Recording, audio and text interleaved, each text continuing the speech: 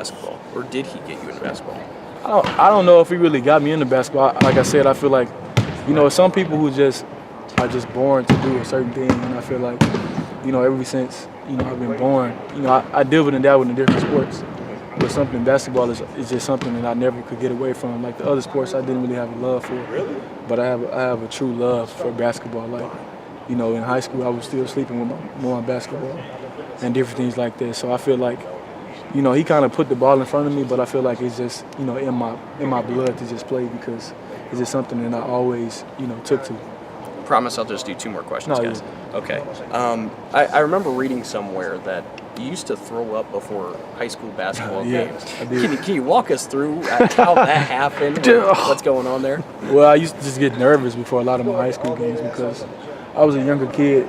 I think I used to do it in my 8th grade year. So yeah, I was probably the youngest on the court, if not the youngest, playing against high schools, others 17, 18-year-old teenagers, and I was 13, 14 at that time. So it was like kind of nerve-wracking for me. So I would just throw up before a lot of games, but it wasn't every game, but it was some games. But at the games I did do that, I had really good games. I remember one game I did it, and I had like a 25-point game, like 8 rebounds. I had an unbelievable game. It was like my career high. So, the games I did do it, I felt bad for the opponents because I knew I was gonna have a great one. Yeah. Last thing, expectations for the rest of the season for yourself individually and for this team. I think the expectations is, of course, is to win a national championship and a Big Ten championship. But at the same time, I think the biggest thing that we have to really focus on is not that, because you don't want to get too caught up in thinking about tomorrow where you forget about today. And so I think the biggest thing is to lock in and to seize the moment each day. And I think that's just what our goal is, to, each day, block out the noise, focus in on what we have to do as a group and as an individual, and just do your job each day, because every day is a grind. Every day is going to be different from other days, but if you have that foundation to know that, okay, I'm going to do this regardless of whether I have ups or whether I have downs, you're going to be consistent. And the biggest thing in the championship team is they all are consistent, and everybody knows their job, everybody knows their role.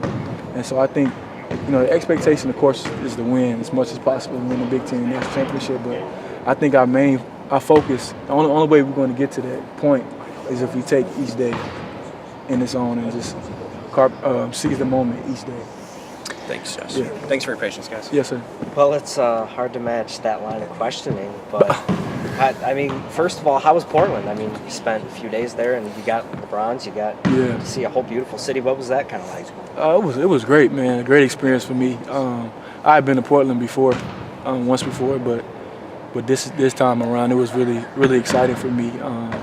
Like you said, we got to get the bronze, and we had got to go to the Nike place, and we got to go through a lot of different events and things like that. So it was a great experience, for us to be able to really be a part of history, because that's the first tournament, and then we know that's gonna go down in history.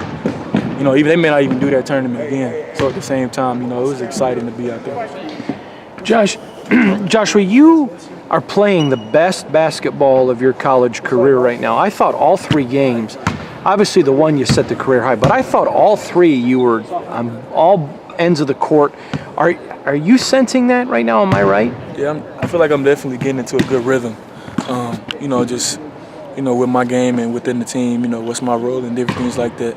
And once you kind of get in that rhythm, I'm more of a player that once I start figuring something out, I'm going to stick to it. Mm-hmm. And, once I understand something, I'm going to stay with it. So I definitely feel like I'm starting to get into a great rhythm within the team and within myself. You understand the principles of kingdom and purpose and us fulfilling our role that God has for our life. Definitely.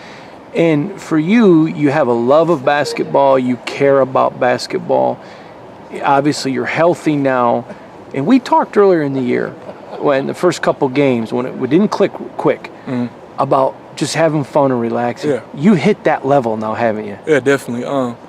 I think a lot of times people can get we can get caught up in like what situations look like, but you can't really see with your eyes. You have to see with your heart, because everything the eyes see is temporary and subject to change.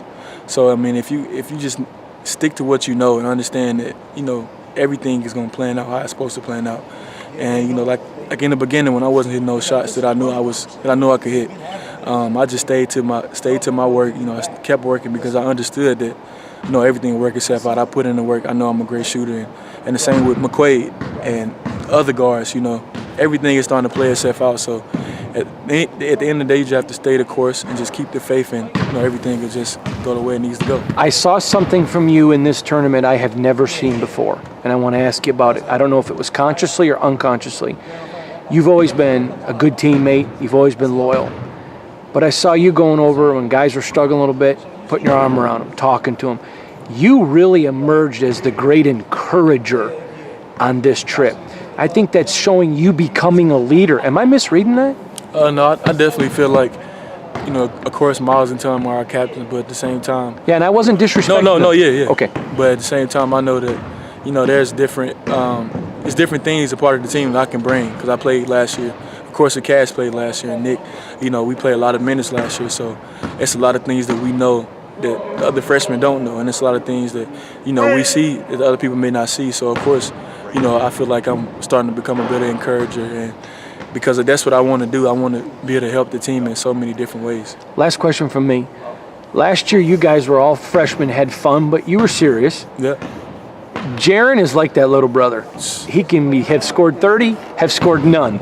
He can be playing great, or he can be on the bench with 5 fouls. And he's just always the little brother. Isn't that true? He is just that, yeah, let's go have fun. It says a lot about his personality, and that's really good because as a basketball player, but also as a man, you got to be able to understand that you got to be able to keep the same attitude throughout all situations. And, you know, whether he's having a good game or whether he's not having a bad game, or whether he's having a bad game, he's always keeping the same attitude, and that's, you know, upbeat, that's positive, and that's a great attitude to have. I agree.